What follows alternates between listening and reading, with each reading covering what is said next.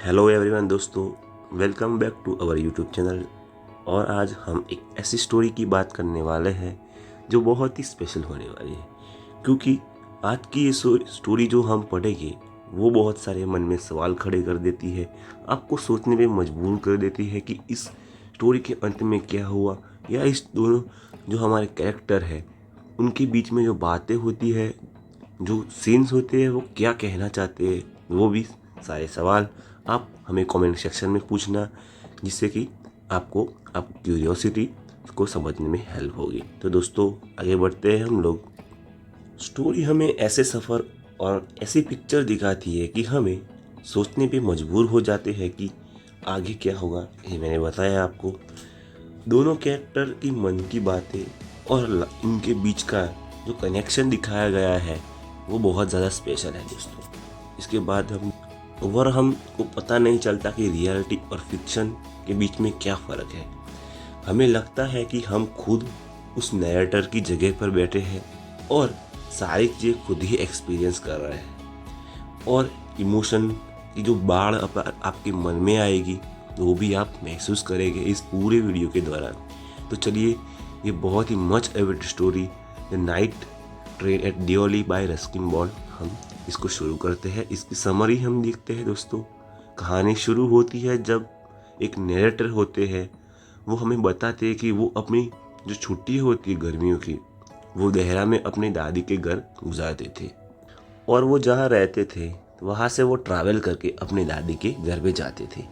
रास्ते में उसकी ट्रेन जो थी वो दियोली नाम के एक छोटे से स्टेशन पर रुकती थी, जो जंगल के बिल्कुल किनारे पर था।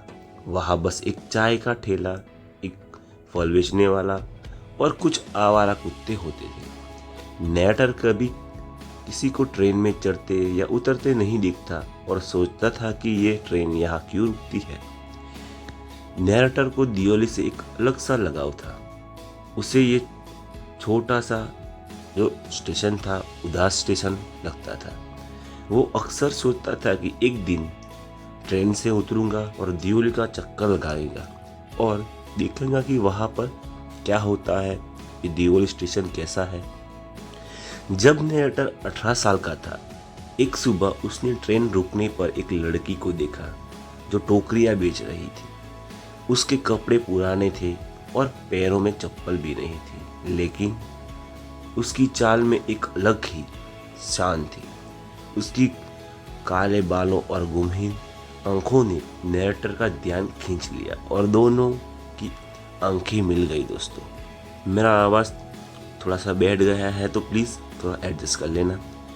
लड़की नरेटर के खिड़की के पास आई जब वो ट्रेन में बैठे हुए थे, लेकिन ऐसे दिखने लगे कि जैसे उसकी तरफ ध्यान नहीं दिया। थोड़ी देर बाद नरेटर ट्रेन से उतर गया और चाय के ठेले के पास चला गया। लड़की उसको पीछे आई। उसने टोकरी खरीदने का कहा। उसने नरेटर से पूछा है कि क्या आप हमें टोकरियाँ खरीदेंगे। शुरू में तो उसने यानी कि हमारे नरेटर ने ना कहा, लेकिन फिर टोकरी खरीद ही ली, सिर्फ उसे बात करने के लिए दोस्तों।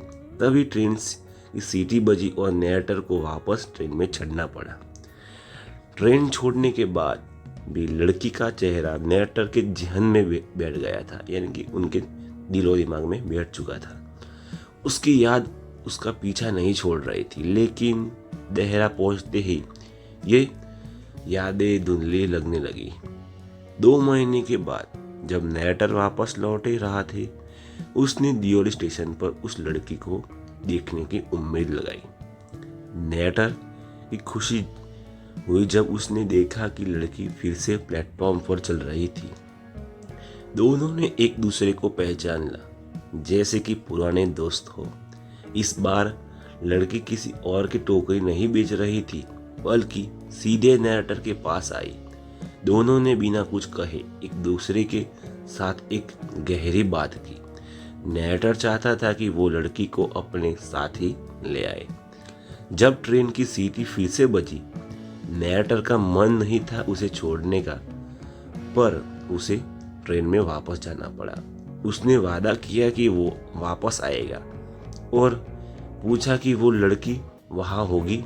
लड़की चुपचाप हाँ में सिर हिलाया और नरेटर ने ट्रेन की दूरी में जाने पर मजबूर हो गए, यानी कि वो ट्रेन के पास जाने पर मजबूर हो गया दोस्तों। साल भर दोस्तों नरेटर उस लड़की को नहीं भूल पाया और अगले गर्मियों की छुट्टियों का इंतजार करता रहा, ये सोचता हुए कि वो लड़की को फिर से मिलेगा। जैसे ही ट्रेन दियोली के करीब आई, उसका दिल तेजी से धड़कने लगा। फिर से जब वो ट्रैवल कर रहा था अपनी नानी के घर पर, तो उसने सोचा कि इस बार वो क्या बोलेगा।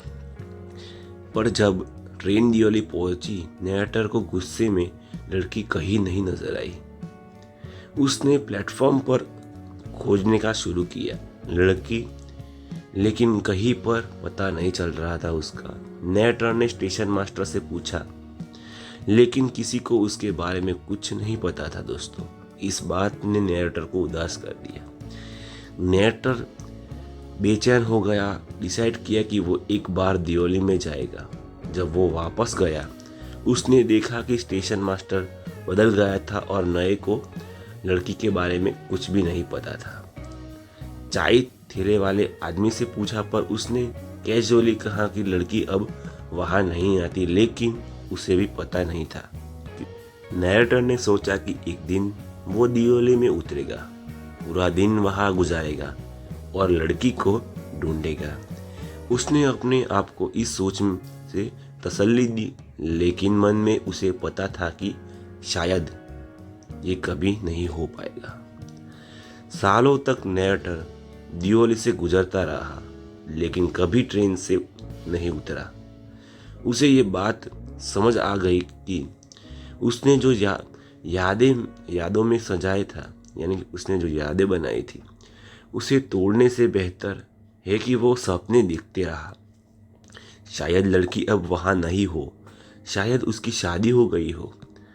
अंत में नरेटर मानते हैं कि वो हर बार दियोली स्टेशन से गुजरते हैं तो अपनी खिड़की से बाहर देखकर उस लड़की को देखने की उम्मीद रखते हैं, लेकिन उसे पता है कि वो कभी वहाँ नहीं रुकेगी।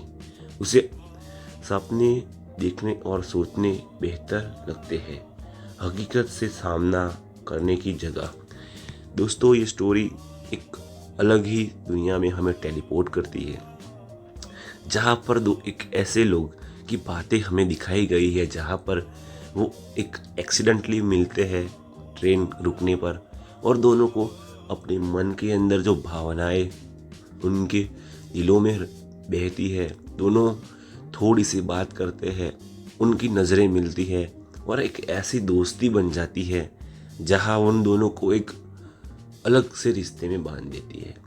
जब नरेटर को वो लड़की दूसरी बार आने पर नहीं मिलती तो वो सोच लेता है कि वो एक बार रुकेगा, पर वो उसकी लाइफ में अलग से काम आ जाते हैं और वो सोचता है कि मैं रुकूंगा, पर उसके मन के अंदर उसे पता होता है कि वो नहीं रुकेगा और वो सोचता है कि मैं रुक वहाँ पर जाकर उसके ढूंढूंगा, इससे अच्छा है तो मैं ये अपने ख्यालों की दुनिया में रहूँ।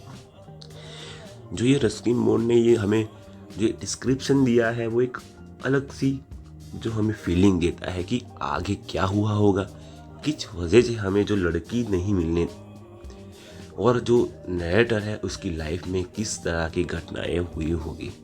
तो दोस्तों, ये रस्किन बॉन्ड ने एक ऐसी सिंपल लेकिन गहरी कहानी बयां की है जो छोटी छोटी मुलाकातें, खोई हुई मौकों और यादों की मीठी कड़वी पहलुओं को दिखाती है। नरेटर का चाहत अनजानी लड़की के लिए और वो डिज़ायर जो हमें प्रतीत होते हैं। तो दोस्तों, ये हमारी कहानी की समरी थी। आई होप आपको ये कहानी की समरी समझ में आई हो, पसंद आई हो। तो ऐसी कहानी के सुनने के लिए चैनल को सब्सक्राइब करके रखें दोस्तों। थैंक यू, धन्यवाद।